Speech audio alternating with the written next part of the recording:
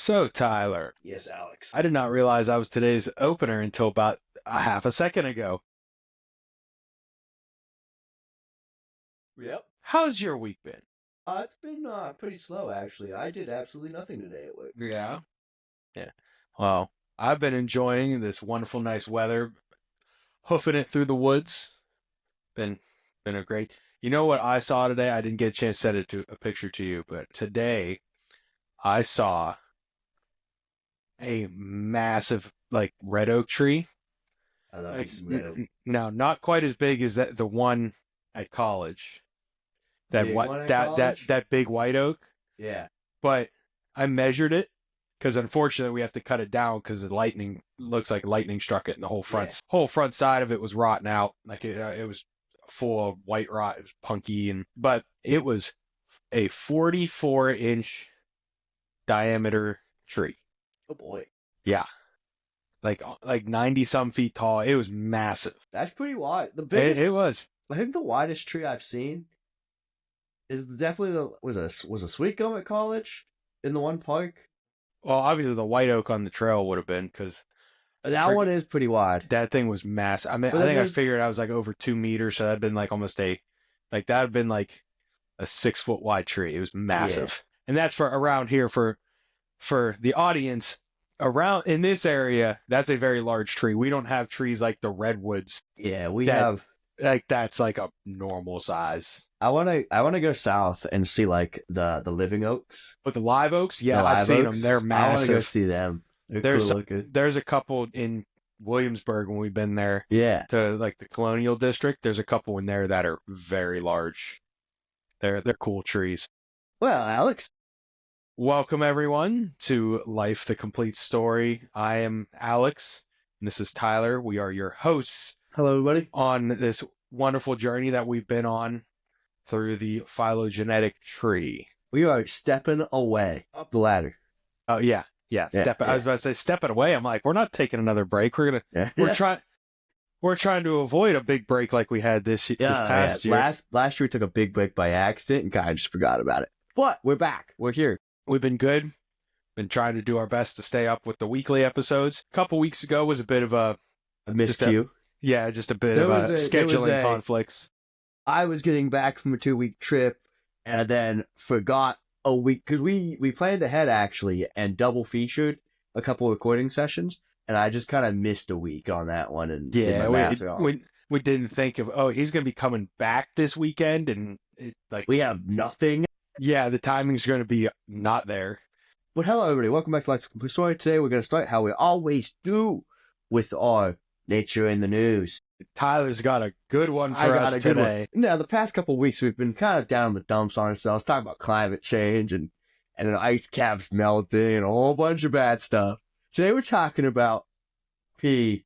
Whale pee specifically. Whale pee. And even more specifically, humpback whales. Right. So, basically, the gist, this article was actually by National Geographic. So, we're not just pulling this out of some weird corner of the internet. Yeah, this is not us being children. This is an actual article from National Geographic that is titled "The Stunning Power of Whale Pee." But we are also being children. A little bit, yeah. It's funny. You can laugh at it. I don't care how old you are. You can giggle at it. It's fine. We won't judge you. Obviously, we just laughed at it. So to put this into perspective, whales produce about 250 gallons of urine a day. And that urine is actually very vital for the upkeep of life. Urine has a lot of nutrients that we consider waste nutrients. It's excess from what we take in our daily lives. But some of these things like nitrogen and phosphorus are used for plant life to grow. Lots of plants need nitrogen. That's why whenever you think of like the plant world, nitrogen fixing things are very important because they put the nitrogen back into the soil for other plants to use. So really what this is saying is the amount of nitrogen these whales are putting out with their urine by far and away is the greatest source of urine in the ocean. So if you take all the whales out of the ocean, which is an ongoing problem, a lot of whales are endangered, / critically endangered. So if they go away, there's a weird outfall of things that you wouldn't quite expect because you're not thinking about it in this way. Yeah. And this goes a lot into with our baleen whales, which of course we haven't gotten there yet because we're not even close to the mammals yet. But so the baleen whales are your whales like the gray whale, blue whale, humpback, and fin whales. They strain the water to eat krill, which are like little kind of tiny shrimps that they're just free floating in the water. God bless you, Tyler. Thank you. I appreciate it. And what they do, because these whales tend to be very migratory, they'll migrate thousands of miles up towards like the poles to uh, I don't know if they summer there or they winter there, Either way. but they go from feeding grounds up near the poles down towards the tropics. And as they do this, of course, they are eating and excreting on the trip up and the trip back. So it's very important for nutrient cycling throughout the oceans for the Yeah. whales to continue to exist and do these migrations because On an annual basis, these guys are putting about 4,000 tons of nitrogen back into the ocean. Not to mention all the other organic waste that's coming off these guys. So we're at like 50,000 tons of just organic matter from whales, and these help to kind of go into like those nutrient dead zones. yeah, those poor nutrient areas. And of course, whale urine accounts for most of this because that's the most common organic matter that is left. Of course, you also have to account for carcasses when whales do die. And then during breeding season, the placenta, because whales are mammals, they do have that placenta similar to humans and other mammals when the babies are in utero, when they are growing inside of the whale. And so that is kind of, that comes out with the baby, usually after the baby. And it just kind of falls off and dies because that is the part of like when the baby is growing that feeds the nutrients from the mother's body to the baby. And so that's of course they tend to be very nutrient dense because there's a lot of blood and that is part of that structure. But that's only when the whales are born and you have to think say I don't want to say 50% of the whales are female and they typically only give birth to one young And a they year. also gestate for a long time. They do, yes. They do the quality over quantity approach to reproduction. As with most mammals. Yeah, a lot of I wouldn't say most mammals, but large mammals for sure do that.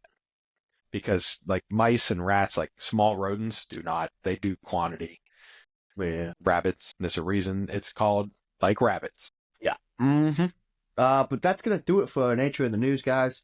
I hope you enjoyed this little change of pace. You know, we're out of the dreary darkness of climate change and into the warm ocean waters. Yes. And now we understand why the oceans are so warm. Yes. Maybe. Yeah, I don't think so. But we're gonna move on into our lesson for the day. Today's lesson, we're finishing up our talk on the Cypriniforms. Last group, we're in Cyprinidae. That's our suborder for the day. Cyprinidae. These are the carp species. So we've covered the 3 groups so far. The first week we covered the suckers, which are in that suborder Gyretochelloidae. Last week we covered Corbatoidae. And now this week we're becoming Cyprinidae. So, little interesting fact, these guys are the not only the largest family within its, not only the actual family Cyprinidae, which is in the suborder Cyprinoidae. You gotta break down the layers here. So we'll start with the family Cyprinidae. This is where they get their name from. These are like your true carp and other like relatives. This is the largest family within this suborder, and not only is it the largest family in the suborder, it's the largest family within the teleosts themselves, so all ray finned fish, as well as the actual vertebrate animals. So it's a large grouping here. Anything to add, Alex? Sorry, I was actually trying to look for pictures. So I'll just add on a little bit. I'll just continue on. I will say is so. Like you said, over 1,700 species and 166 genera. They range in size from fairly small, about half an inch, to almost 10 feet long to some of those like marine species. They tend to be agastric or stomaчлess. Tyler, can you expand on that a little bit? Like, Love to. They go. Is it something that it goes straight from the like they eat and it pretty much goes straight into the intestinal tract? Yeah, I'm for gonna the bring up. most part. Okay, here's a artist rendition of the family of Cyprinidae. See a lot of different, relatively similar body styles. Some are just a little, some are a bit more streamlined, some are a bit more bulky and round. Um, but they all have a relatively similar body plan. But yeah, so if you want to talk about them being stomachless, or while you're looking, I'll continue. So they're toothless, so they like a lot of fish. They don't have teeth. They typically it's more just like a tough, like a tough or almost like kind of like sandpapery structure around the mouth, like towards the front of the mouth. But they do accomplish their chewing. They have pharyngeal teeth, so within the throat they have structures like teeth that are able to grind some of their food.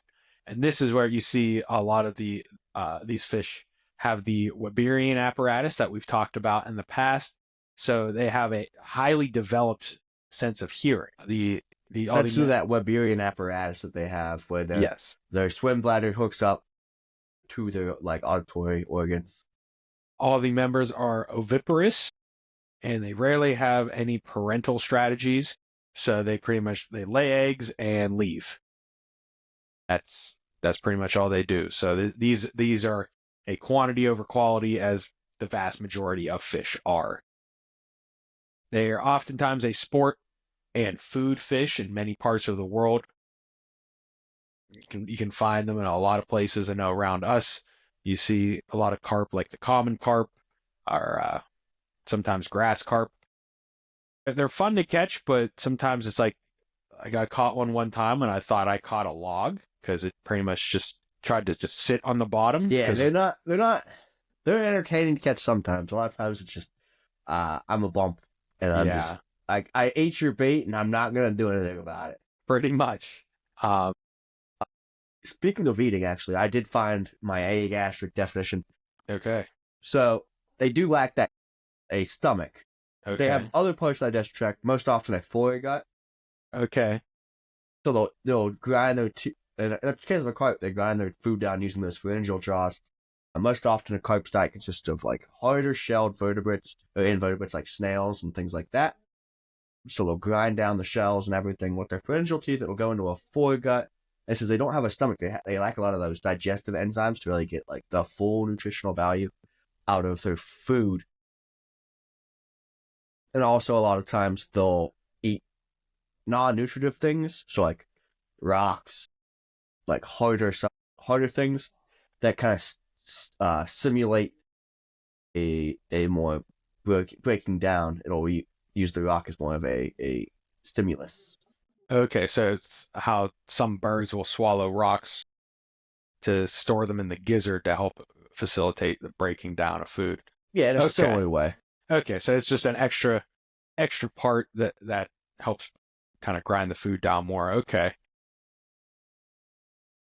very interesting. So we continue on. Some of these have been used for pest control species in parts of the world, and in other parts of the world, they are the pest species themselves. I've talked about the Asian carp in the past, as well as the tench.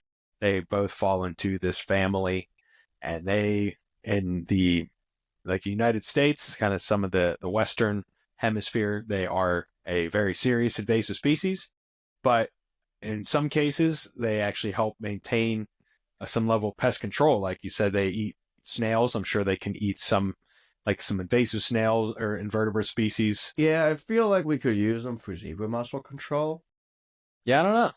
but I feel like that's just going to cause more issues. Yeah, I'm not sure how that would work out in Yeah. itself. Um, there are a lot of species that are popular in the pet trade. So the koi and the goldfish, two very popular pet species, fall into the family of Cyprinidae. And we'll go into our genera. Like we said, we have 166 genera and 1,700 species. So I think we're just gonna kind of go through the list of the genera, is my Yeah, we're guess, not going to go through the individual because species. That's that would take us like that would take yeah, way too we'd be here long. for 2 hours. Yeah. So we start Subfamily Acrosocyaline has Acrosocylus, Tholifer, and Onychostoma. Those are the three genera in that subfamily. The subfamily Barbinae has Alopeigi, Barbus, Caesocyprus, Capoetta, Cyprinion, Cantaica, Luciobarbus, Persipoeta, Scaphioidonycthus, Schizocyprus, and Semiplotus.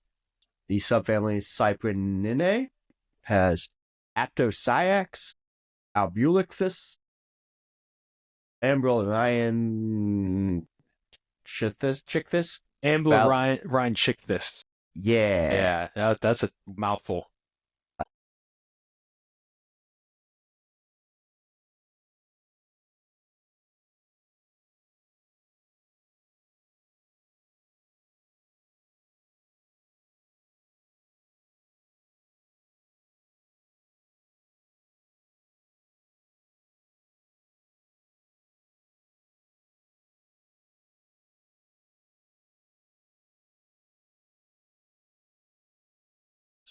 Neobiranatus, Persicucia, Perispinobarbus, Parator, Porpuntius, Prociperus, Pseudo Inocyclohelus, Puntioplites, Rontichthus, Rotanchthus, Sawbois, Scaphonacthops, Secucia, Cynocyclohelius, Troglocyclohelius, Philo, Typhlobarbus, and the subfamily Labioninae. This is a big one. My lord. So we'll try to speed. I'll try to speed this one. So it said the subfamily Labioninae. Yes. We're gonna speed run this one a little bit. All right.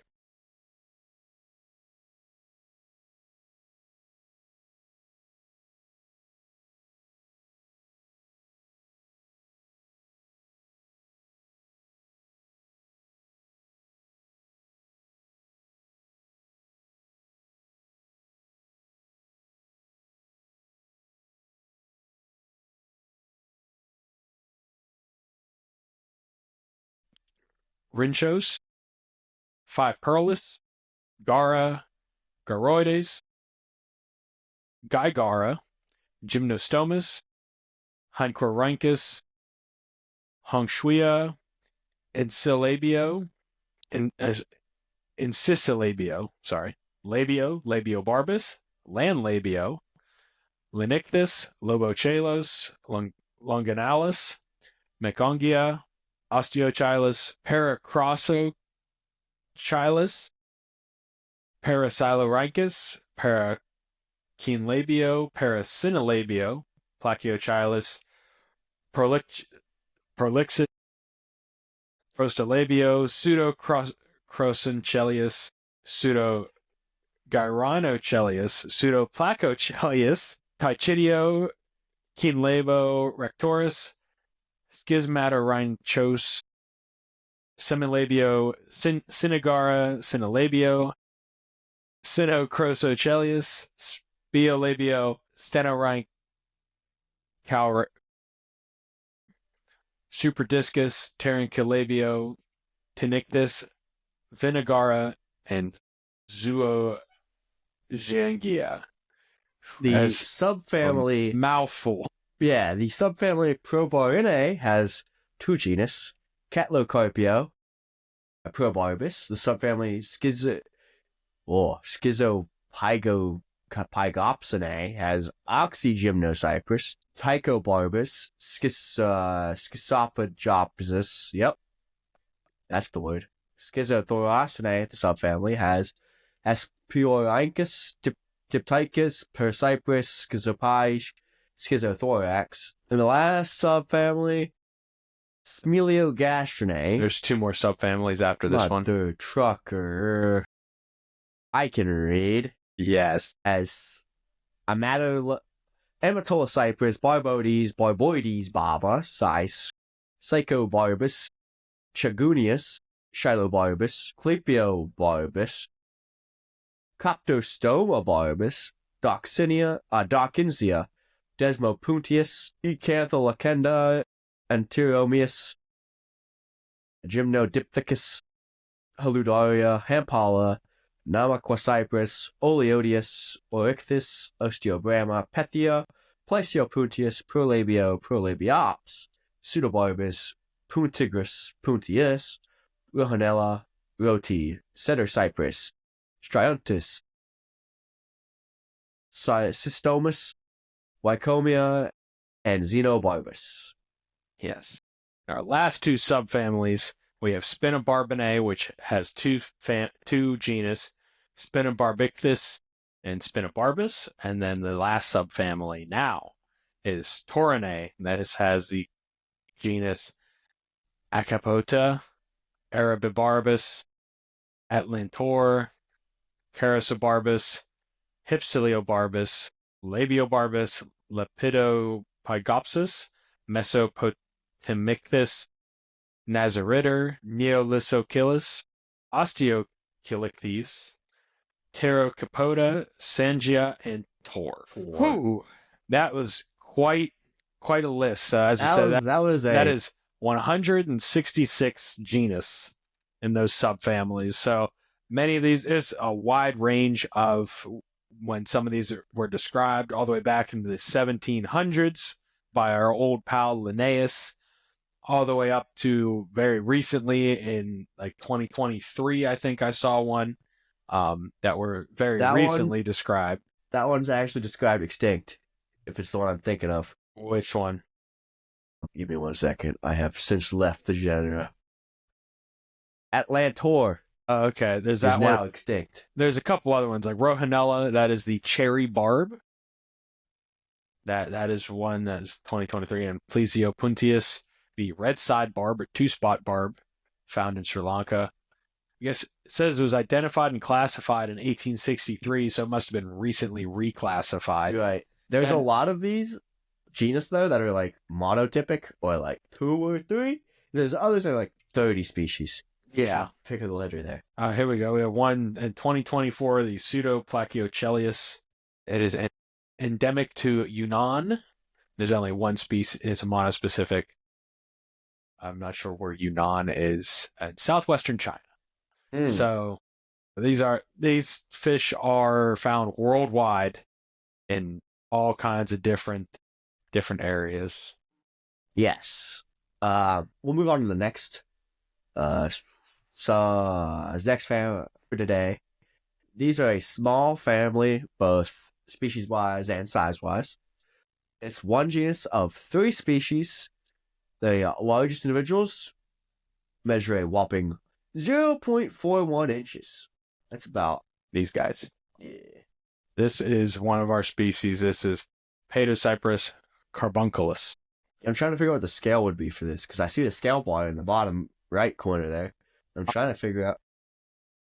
Yeah, I'm not sure, but they are... Millimeter? Probably. That'd be my guess. I can't see it being anything else. Yeah, they are very small. I mean, a centimeter would be... Bust out the ruler I keep on my desk. Yeah, I'd say a millimeter be about it, because 1 centimeter is just about half an inch. So I would have to say it almost have to be millimeters. The largest individual known was 10.3 millimeters. So I'm gonna go with that's a millimeter, because there's no way that's like 1/10 of an inch. No, be much too small. But these guys are fairly new-ish. Talking like 1996, they were discovered. Found in the swamps and streams of Southeast Asian islands such as Borneo, Sumatra, and Bintan. Yeah, like you said, the largest known individual is 10.3 millimeters. The smallest mature female was 7.9 millimeters. And some interesting things about these guys. So they lack a lot of characteristics that like normal adult fish have, instead of keeping a lot of juvenile features, such as their postanal larval fin fold along the ventral edge of the caudal peduncle. So would that be like that little tiny, like... Yeah, I'm guessing that is this kind of fold of... That was my guess too. Fin right here. For those that can't see, that are just listening, behind the anal fin, there's kind of a an extension almost below that like tail section segment. Kind of, I don't even know how to describe it because It kind of like connects the tail fin to the anal fin. yeah, like it's just a very small kind of flap of skin almost. And it lacks any type of rays. It's just a flap of fin. Yeah. Not only that, they also have a variation of, well, not variation. They exhibit sexual dimorphism, as you can see in the image. For those of you who are just listening, obviously, the male species has a bright red coloration in this species, which is Paedocyprus carbunculus. Okay. Yeah. Yeah. Yep. The male. So on the female, just kind of right near the lateral line, and kind of a very sparse kind of red spotting, while the male has a significant amount of those red spots over the entire body, making it look almost like a bright red color. And the male looks like it has a slightly more rounded snout as well. These guys formerly held the title of the smallest vertebrate species in the world. However, come 2012, that title was taken by the Pedophrine almauensis, which is a frog species which measures in a little bit more than point. So for an adult, so these guys are just a smidge larger, 1/10 of an inch. And we're talking like fits on a quarter comfortably. Yes. And yeah, an American quarter, which I don't know if I have one sitting around somewhere here at my desk. I might. Hold on. Let me do some digging. Yeah, I have too much crap on my desk. I'll continue while he looks. Yes. Here we go.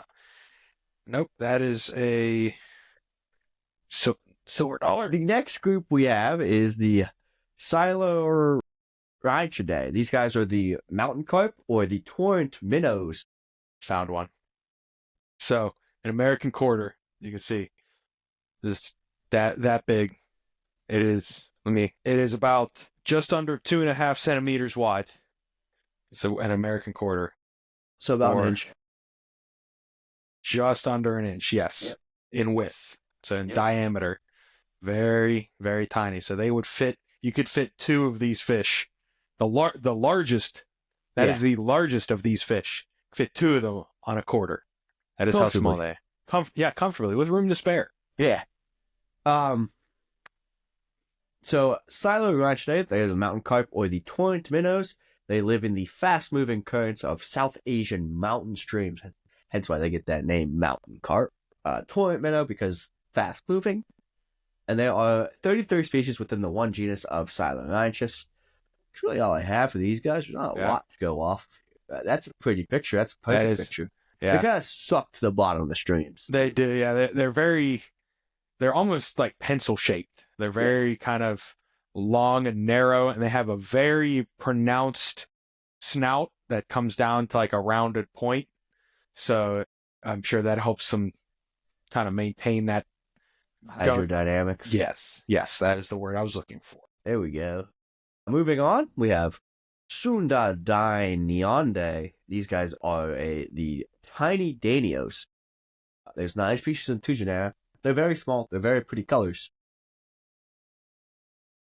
Typically about a little bit bigger than the tiny carp, but they're still not that huge. Mostly found in Indonesia. There's not much on them. They're typically found in peat swamps and blackwater streams, and they're about 0.91 inches or 2.3 centimeters. So about that quarter length. Yeah.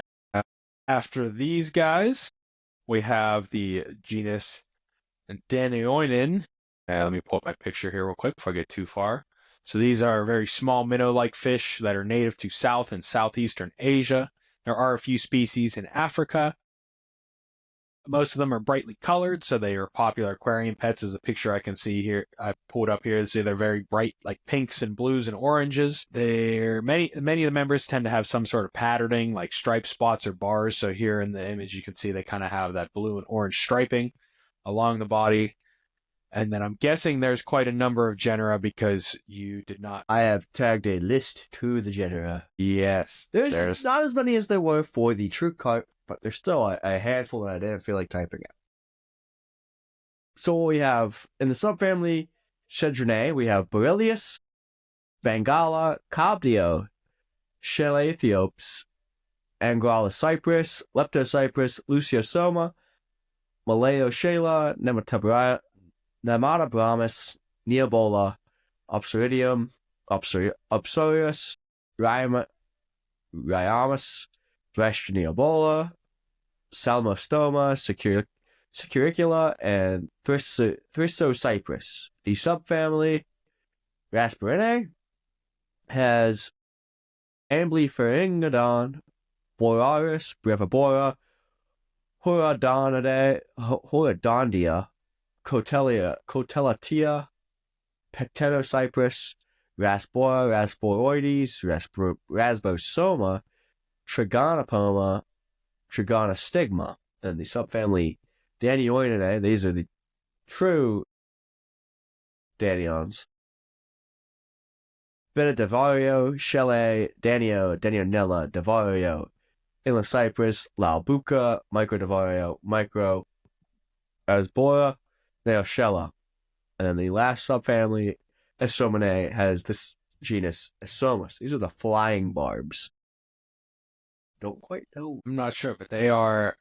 I think probably because they have extremely long barbells, is what I'm Like seeing here. wings? Is that what we're... No, they look like whiskers, like very long, Yeah. like But filamentous why are they whiskers. called the flying barbs? Oh, because the barbells are wispy. Yes, big brain, using that noggin. And these guys are active swimmers that typically occupy the top half of your aquarium tank. And they eat a lot of like just generic aquarium food, fish food. They typically don't eat plants or algae.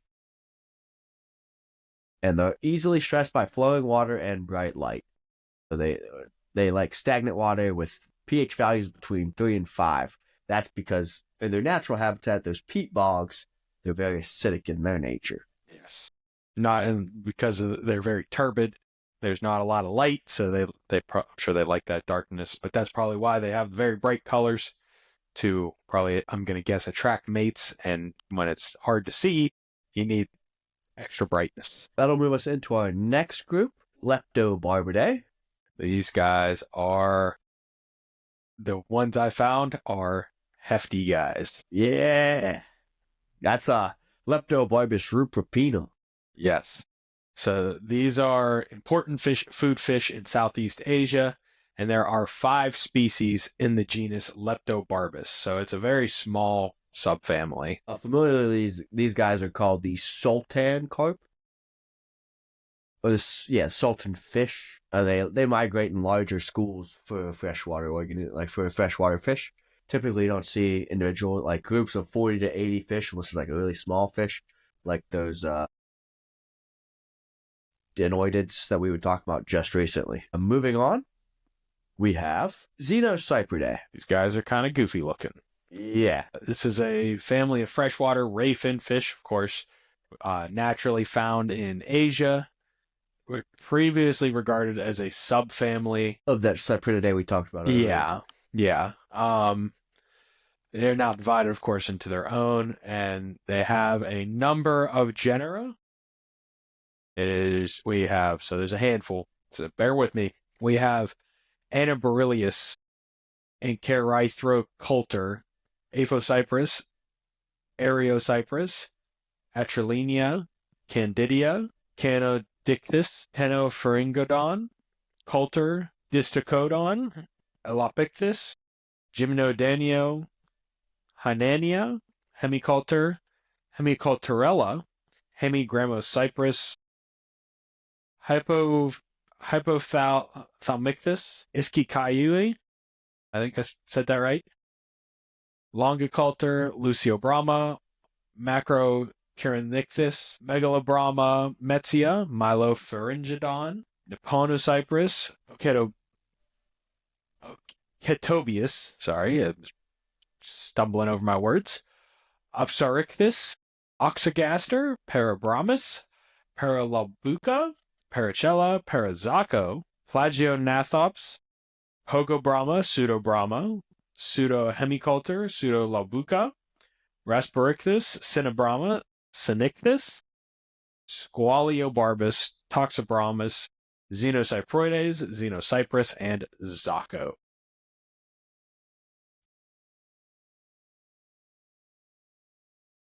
The freshwater minnow, which belongs to that genus Zacca, is known Okay. as, well, it's the pale chub, my bad. Pale chub is known as Zaccoplatypus. Seriously? Yes. Oh my god, it is. That's What a funny. name. That's fantastic. Our next grouping is going to be Tinkaday. Alex, you've covered this before. These are the tench. This is strictly the tench. Tinka Tinka is the tench. That is, it is a monospecific genus and it is a monogeneric family. So the tench is often found in still waters with clay or muddy substrate. Oftentimes found in the wide expanse of Eurasia, from Western Europe, including Britain and Ireland. So that island we call Britain, we have tench there, and they go all the way to East Asia, including like Lake Baikal, the Ob, the Yangtze River, and they're pretty carp shaped. It's really hard to not be carp shaped when you're in the carp family. Would guess so. There is the golden tench. Alex, would you like to talk about the golden tench? Golden tench. Hold on, let me. So, the golden tench is actually an artificially bred species. So I think they may be more of like a subspecies. It's a variety. It's like when you get a cultivar of a plant. Yes. So they're popular ornamental fish. They come in a lot of colors from pale gold, thus the golden tench, to kind of a dark red. Some of them will have black or red spots along the flanks, along the sides, and the fins. They're similar to goldfish, but these fish have very small scales, which of course is different from goldfish, which tend to have very large visible, but they're kept as ornamentals because they are bottom feeders, so they kind of help keep ponds clean and healthy, which is good when they are not invasive. Yeah, that's the issue. That's the issue you always have. Is it's a good thing until it's not. Yes, and then once it's not, It's a lot of times it's really not. yeah. There's like a tolerance zone, and that tolerance zone is about yay big. Yes. Moving on, we have oh boy, a Shilohnathidae. That sounds right. These guys are known as the bitterlinks. There's about 75 described species, although half of those species are in the genera Shilohnathus. These guys don't look like carp to me. They look more like cichlids. A little bit.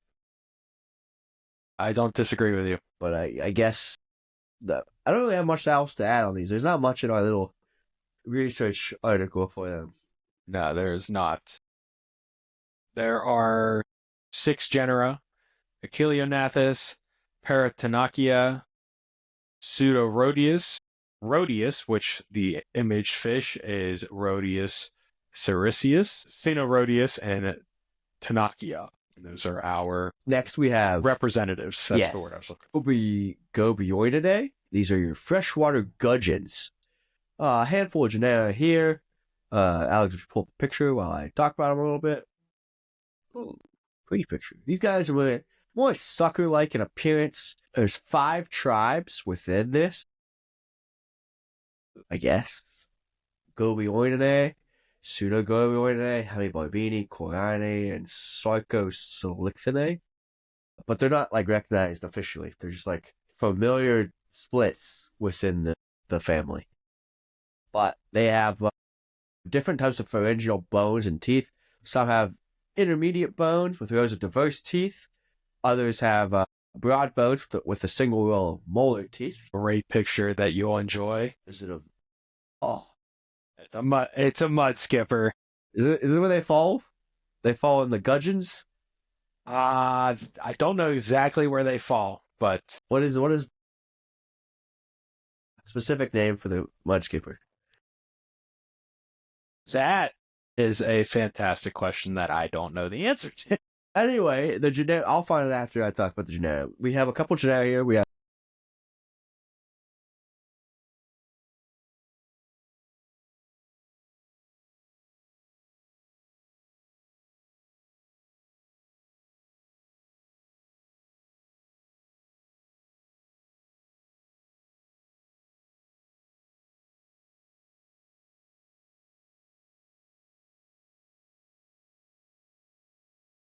Placogobia, Platysmachilus, Pseudogobio, Pseudopongtungia, Pseudoraspora, Pongtungia, Rhinogobio, Romanogobio, Sarcohylicthus, Saurogobio, Squalidus, and Xenophysogobio. Did you do some So research? yeah, so at least the Atlantic mud skipper is Periophthalmus barbarus. Did I cover that? I don't know because I don't think I said that one. it's saying it. Am I in the wrong? The family. Okay, sorry. I think it's trying to bring up the family Gobidae. Those are gubbies. I was gonna say, mudskippers are Yeah, gubby. gobies. Yes. I don't know. Why is this being difficult for me then? Because hold on. Let me get under the suborder and see if it'll behave better that way. Anyway, while he does more research, I will throw us into our next mother. Go beyond it. Here we go. I have a proper picture of a member of that family now. There you go. That's a That's little a gudgeon. better. Yes. Apologize. I was incorrect in my. Yes. Sorry. Yeah. That's why I was confused because it was saying a totally different family, and I was looking at it like that. That doesn't seem right because it wasn't. That's wrong. Yes. Okay. Back So on track. back on track. Next track is Tonyctidae. This is the genus Tonyctus, monogenic family here. They are native to the rivers of China and Vietnam. We used to only have one species, the type species, Tonyctus albonubis, As which is pictured. which is the white cloud mountain minnow. Very long familial name. Yes. But in 2001, we found a couple new species, specifically Tonyctus mica from the Ben Hai River in Vietnam. And then there's a third species discovered in Vietnam. Now, as of 2024, 2025, that's what we were in, we have 2, 4, 6, 8, 10, 11 species, if I can count. Okay.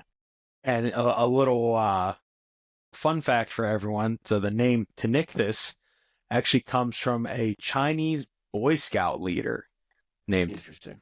Tan Kam Fei, I believe is how I pronounce that correctly, who discovered that first specimen back in the 90s. Imagine being a Boy Scout leader and being like, yep, this is my species. I found it myself. Yeah, that's pretty cool. I figured I'd include that because it's kind of near and dear to Tyler and I. We were both in the Boy Scouts. That's funny. I like that a lot. Yes, yes. We're into our last grouping, our last family here. You want to cover it, Alex? I will. Let me pull up a picture real quick. I think it's one you'll enjoy. So our last family is Lucicidae, which these are the true minnows. Yeah. So they That's a yes. chunk of a minnow. Holy cow. Yes, so the fish that is pictured is in the genus Abramus. It is Abramus brahma. It is the common bream is the name of this fish. So they're kind of broken down a little more. So there are there's one clade that is considered the old world minnows. Most of these are found in Eurasia, except for the golden shiner. That one is found in North America, but the rest of them are found in Eurasia. We have those around here, don't we? I mean, we live in the eastern United States or eastern North America, so Probably. The golden shiner is found throughout the eastern half of North America, north of the St. Lawrence River, Great Lakes, and Lake Winnipeg. Yeah, we're close enough to the Great Lakes. Yeah, we're pretty close. Couple hours and we could be at Lake Erie. Yeah. Trying to see if there's a little bit more before I go through all of our genera. There's not much. They kind of fit a bunch of different places within the ecosystem. Of course, like I said, some of the shiners tend to be quite small. They're more bait fish, or these guys are quite large. Yeah, Diem. Yes. So they have quite the range. But we have a number of genera. So I will try to get through these without boring you too much. So our first subfamily is Pogonyctiinae. And these have the genera Agosia, Albernops, Algancia, Astecula, Campostoma, Clinostomus, Codoma, Cyprinella, Dionda, Ericmiba, Aramonaxa, Aramistax, Exoglossum, Graudus, Hudsonius, Hibonathus, Hypopsis, Hydroflock. I'm not sure if that's Loticthus. Is it Loticthus? Oh, yeah, they're in alphabetical order. Or it could be. It could be Eoticthus. Yeah. I believe it is Eoticthus because Eoticthus, below that is the proper capital L. So yeah. Eoticthus, Luxulius, Macrypopsis, Miniellus, Milocelius, Nocomus, Notropsis, Orogonycthus, Paranotropsis, Phenocobius, Pimiphalus, Platygobio, Pogonycthus, Pteronotropus, Rhinicthus, Richardsonius. What'd you find? I found a rainbow shiner. That is cool. Beautiful. That is beautiful. That is in Notropsis. Yeah, that thing is Notropis. beautiful. Sorry. The Pictus, Tiaroga, and Urea. Urea. There's two R's. It's a little funky. There's one genus that I believe is now extinct. Is Stipodon, is the stump-toothed minnow, but it is showing the little indicator that they are extinct. And with that, we have finished our lesson for the day. Not only have we concluded our talk on carps, we have finished you're missing a few subfamilies. Don't talk to me anymore. There's a couple more you're getting so too excited. You're getting too excited. So I was so excited. We'll hit these real quick. So our next subfamily is Foxiniae, which is a monogenetic subfamily of Foxinus. This is Eurasian minnows and daces. The subfamily Leucisthinae. We have These must be the old world dudes. I believe so.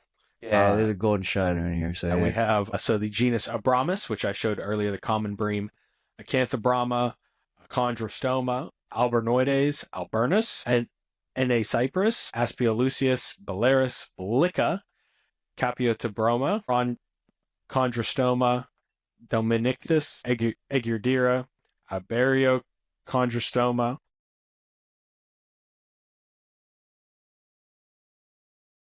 Cyprus. Yes, thank you. Goodness, I was struggling with that one. Pelasgus, Pelicus, Petrolucisus, Foxinellus, Protochondrostoma, Pseudochondrostoma, Pseudophonixus.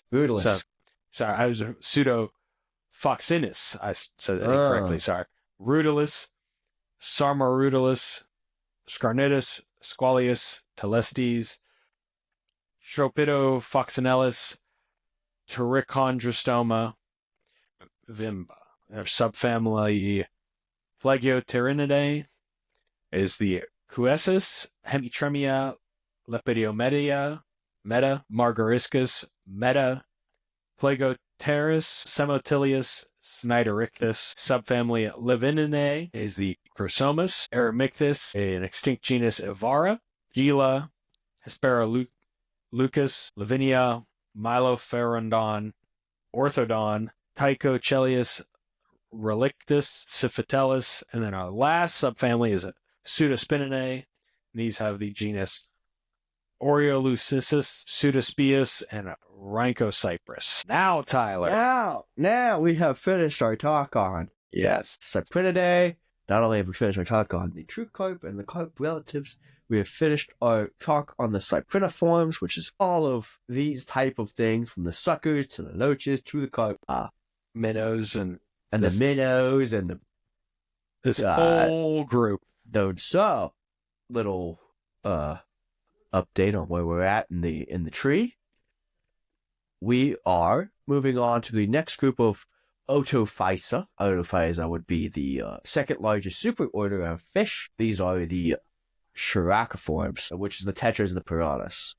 Ooh. So, very interesting stuff. That shouldn't take us too long to cover for all of you at home. But we're not done yet for the day. I know we've been gabbing for an hour, but we still got a little bit more to cover. Alex has been talking for a little bit, so I'll go ahead. I'll hop in. Please do. I stayed on topic. I found a amazing species known as the, oh my lord, gotta scroll through all our notes. Golden lionfish. Cytocycloschilus grahami. These guys are... Bless you. Yep. These guys are critically endangered. Population is decreasing. We're talking... decreasing. I don't have enough mature individuals. I thought I would. They have 4 locations they're found, which is not great. That means it's fragmented. Yes. So they're known to survive in 20 temple spring ponds and 1 lake tributary within the southwestern corner of China. Yes. See, Alex has brilliantly pulled up the map for me. The yellow area you see on your map, which is about the area of Kunming, is their exit range. That's where they currently are at. They used to have a little bit bigger of a range that covered a little bit more of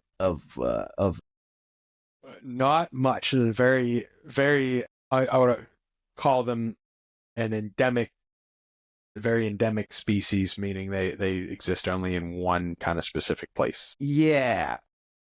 So, with that being said, they only live in freshwater inland waters, obviously, and as I said, they only live in those 12.5 temple spring ponds, aside from the 1 lake. So, they have an estimated area of occupancy of 30 square kilometers. It's not very big. A lot of threats. Most often it's non-timber crops, agricultural crops, things like that, food sources. Recreational activities from humans, so lake boats, water skiing, things of that, fishing, obviously. Pollution, we're in China. China's big on the not taking care of their waterways and pollution, especially when it comes to like industrial runoff. Agricultural runoff, not as much, but still a big portion of it. As well as invasive non-native species and droughts. I'm trying to figure out what the invasive species are real quick. I don't know. Unspecified. Awesome. Lovely. But it's basically just competition effects. So what I'm assuming is happening is they're getting out-competed in those, like, temple ponds. Probably. By other fish in the... Probably, I have found it. Introduced species, especially rainbow trout and red-eared slider turtles. Yeah, rainbow trouts lead anything, I feel like. Yeah, they're very big on smaller invertebrates. Yeah. They're obviously more of a top water species, but they can tolerate a lot. But that's gonna cover it for my amazing species. Alex, I will toss it over to you, and then I will take it back over for our encyclopedia. Yep. So I also stayed on topic. Our invasive species this week is the grass carp. Now they're a little different than the Asian carp that I talked about before, although they look very similar. They are also native to Eastern Asia. They were introduced to the United States in the 1960s for aquaculture to help control phytoplankton. But of course they escaped, and now they are a problem. They outcompete other species for food. They cause a lot of changes in the composition of like the phytoplankton and invertebrate communities in the areas where they have been introduced, as well as they eat other fish eggs, kind of interfere with their reproduction. And because of the way they eat, they modify the habitat for some of these native species, that preferred habitat, and they really have no predators or much competition because they will actually eat like other smaller fish when their plant food is scarce. They tend to eat more plants, but they, like other carp, they will eat invertebrates as well. Many fish tend to be more generalist eaters.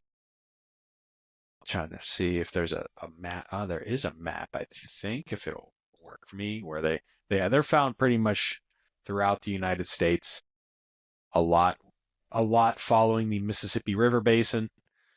That is where it is the worst. So the eastern United States is where it is the worst. From Florida up through kind of the South and the Midwest, as I said, following the Mississippi River Basin, even up into the Great Lakes. That is all I have for them. There's not a ton on them. Then I kind of covered a lot of it when I talked about the other Asian carp, but I just wanted to throw these guys in as well. Right. So with that, we're going to move on into our newest segment. Last week we covered the geologic time period, and I was kind of inspired to kind of go on my own big topic here. So we're talking about the biosphere and all the different levels that are in the biosphere. So we'll go from top to bottom here. So the biosphere is basically the Earth, right? That's all living and non-living things in the Earth, including the lithosphere, which is the Earth itself, all the rocks and sediment and everything within there. The hydrosphere, which is all the watery bits, and the atmosphere, which is the air. That's probably the term you guys are most familiar with, is the atmosphere compared to the other two. But basically, the biosphere is the general collective of every non-living and living thing within Earth. From there, you move on into the next tier, the biome. So a biome is a set type of habitat. Biomes around here would be like temperate deciduous forest, temperate coniferous forest. We don't have a taiga really around here. It's much further north. Yeah, that's like a norther thing. There's deserts, there's tropical rainforest, temperate rainforests are a thing. There's scrubland, things like that. And basically those are tundra. That's another big one. Basically what that is it's set like climate and certain flora and fauna that inhabit those areas, and that's all of the areas of that within the Earth are considered the biome. Yeah. So like where we live, the temperate deciduous forest, you find, of course, a lot of your broadleaf tree species, a lot of hardwoods, like your oaks, your maples, your elms, things like that. A lot of like small grasses, ferns, kind of bushes in some of those open areas. And you find a mixture of species, like in our being in the eastern United States, of course, you have like the white-tailed deer, rabbits, black bear, all the way down to things like your wood frogs. They live in the forest. Now, that's going to be our ecosystem, what Alex is describing now. So the ecosystem is all the living and non-living things in a certain area. So for us, we live in the deciduous forest, temperate forests of the eastern United States. As he said, you have, a lot of broadleaf trees, white-tailed deer, wood frogs, and other types of plant like mountain laurels. What are the mountain laurel family? It starts with an H. Not hydrangea, right? No, I forget the family name, but you get like mountain laurel, rhododendron. That's what I'm thinking of. Yeah. But things like that are specific to an area. So, yeah, white-tailed, they're more global. Yeah, tends to be a much smaller area, like you said, like the actual like the forest is an ecosystem, but then within a forest you can have, say, like a wetland. That is an ecosystem within the general biome of the temperate deciduous forest. Right. I think I'm describing that correctly. Think of what we're talking about as you're looking through a microscope, and each time you're going to the next thing, you're clicking that zoom down one more lens. Yes. So we'll move on to our next group, which is the community. These are just the living portions of that ecosystem. So you're taking all the rock, all the water, all the air, and just focusing on the plants and animals of that area and how those interact with each other, all the symbiotic relationships between the acorns feed the squirrels and the squirrels feed the coyotes or the hawks or whatever. And then the next step down from that is a population. So a community focuses on those interpopulation relationships, whereas a population focuses on interspecies relationships and how the members within the species interact with each other. So how the birds flock together, or how a warren of rabbits cooperate together in their dens, or a pack of wolves, or a herd of deer, or what have you. And then the smallest life form you have, the smallest level of the biosphere would be the individual itself. So as a singular deer, a singular you, a singular me, a singular thing in that environment, and how that interacts with other things, the food it needs to survive, like how it gathers the food it needs to survive, how it goes through its homeostasis, how it goes through its characteristics of life in its own. How it interacts with other members of its own species. Because for a species to persist, they have to interact with each other. Right, you can't just be isolated by yourself. That's a general consensus, a general understanding of how the biosphere and all the layers of it work. If you have any questions, make sure you leave a comment, send us an email, whatever. With that, we're done. That's the end of the episode. Oh man, that was quite a whopper of an episode. Yeah, it feels like it's been a long time. Yeah, I always feel like when we hit the record button, it's been like a month since we recorded, but it's been like not even a week. Yeah, a lot of times. But thank you everyone for joining us today on Life the Complete Story. As always, follow us and like us, subscribe on all of our social medias, on Spotify, Life the Complete Story, YouTube, Instagram, TikTok, Facebook, all at Life the Complete Story. Or Life Complete Story. Or Life, I think, yeah, Facebook's Life Complete Story, right? No, Instagram and TikTok are. Instagram and TikTok drop the. Okay. But our Facebook and our YouTube and our Spotify are all our Life the Complete Story. Okay. Yeah. Of course, like, subscribe, rate, do whatever it is that let us know if you liked the episode. A comment, everything in between, and then of course, if you have something longer you want to share with us, like an article, kind of a big idea, like an episode idea or something, send us an email at lifecompletestory@gmail.com. We appreciate any and all feedback. It helps us do a better job at teaching you. Yeah. Yes, sir. Anything else, Tyler? No. We'll end how we always end. Yes, sir. As we always say, keep on learning, learn something new. Never know what you'll find interesting. But thank you all for joining us. We'll see you next week on Life the Complete Story. Yes, sir.